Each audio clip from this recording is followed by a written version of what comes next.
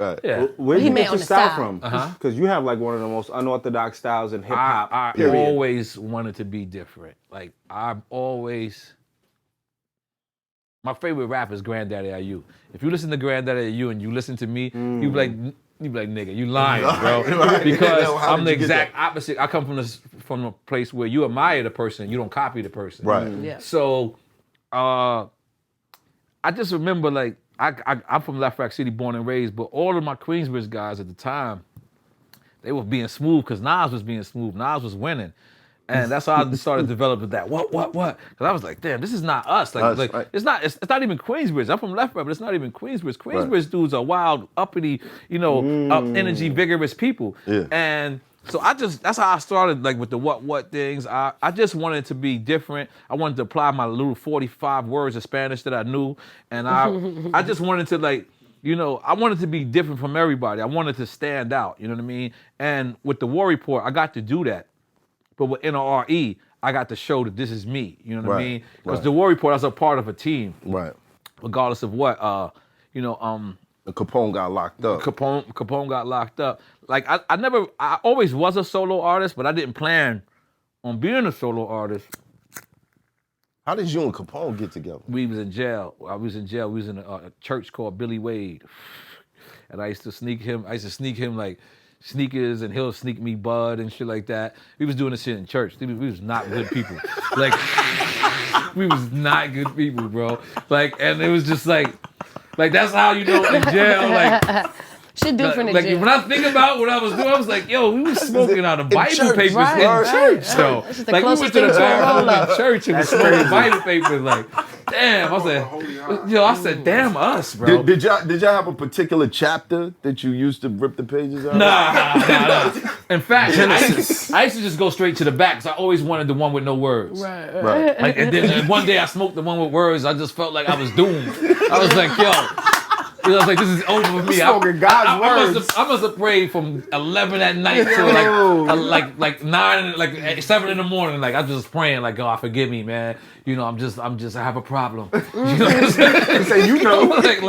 But yeah, that's how we connected, and it was crazy because, and this is real talk. Like Capone never really rhymed in jail. He rhymed very slightly, and he came home, and I remember we went to the board together. It was very sad because we became like best friends. Right. And then like you want your best friend to go home, but it's like, damn, nigga, like you also want your best friend to. So it was a bittersweet moment because he went home and they hit me with another 12 months. So I was like, geez, Louise, Papa Cheese. So I sat there, and I remember 2 months prior to that, me hearing that he got some shit popping, and they came home and him, Traj, and Faith Newman were together. Now, people who don't know who Faith Newman is, that's the person who signed Nas and then signed Illmatic.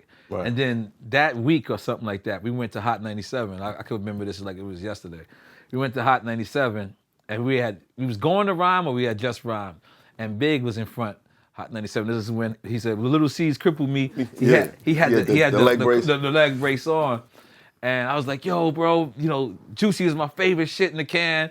You know what I'm saying? So I said, yo, would you rhyme that shit for me? That's how groupied out I was. And Big hit a couple of bars, and then Capone was man enough to say, yo, I spit. And Capone stepped up, and he spit. And I remember Biggie like, yo, I'm signing this dude. And I remember like, oh, it's over for me. Like, oh shit, he signed Capone. There's no CNN anymore. And I was like, I thought it was over. I was just like, oh shit, Biggie signing Capone. Like, what can I do? Like, and it was like, I should have said I rhymed too at the time. Why didn't you? Why didn't you? I was so nervous. I didn't know what to say to him. Like, so that's why a lot of times when fans come up to me and they don't know what to say, I like kind of help them out. I'm like, what do you want? Like, cause I wish Big would have did that to me. Like, yo, man, you want to rhyme? You don't want me to rhyme. I'm already on. Right. Like, yeah. That's So fire. it was hilarious, man. It was Wow. hilarious. I never met Pac. Many stories with Big. Never met Pac. How'd you get on? Like, where, like the moment where you like, oh, I'm about to really be on. Like, niggas about to really know this shit is about to get real. I can take care of my family. It wasn't until NRE album. After the War Report album, I went back to selling crack. Like, Not because I wanted back. to. So you had fame, but you didn't have the money. I didn't know if I had fame or not. Oh, I so never you- left. Right. So the War Report dropped. Like, you got to remember, we had no album release party. I bought it. You know what I'm saying? We had like this was I love that. All right, in the middle of the album, Capone gets locked up. The record label don't really know what to do. I don't know what to do. Me and Trash slightly start beefing, and so the shit drops. I don't remember us having a album release party, a single release party. I don't remember us, going to do radio. None of that. It was just like, it's out. If you get it, you get it. That's why when people say it's a classic, I'd be like, yo, thank you, motherfucker. But where was y'all at? Right, but like, no, for me, that it's shit came ill out. to hear that because Yeah, I'm in the hood playing that shit every day. So it was one day, Akinelli came through the hood. Akinelli see me make a sell. This is a favorite story. Akinelli see me make a sell, and then he pulled over like he was the police. And I damn near was about to run. And I was like, oh shit. It's like, I was like, yo, are you not listening to every car that drives through? So me, I'm just thinking these are people just driving through the hood, just knowing that this album is. So he showed me, he was like, yo, and he brought me out of town. I think it was like North Carolina or something. And I did LA, and TRY, and everyone knew the words. And I was like, you mean my album went here?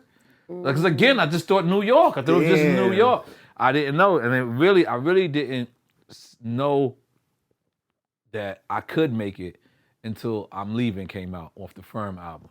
When I'm Leaving dropped, because it was just like, God bless them. Like, they were so high and they were so Nas, AZ, and Nature was but Nas, AZ, and Foxy was so high up there that this was a sleeper record on the album. No one thought this.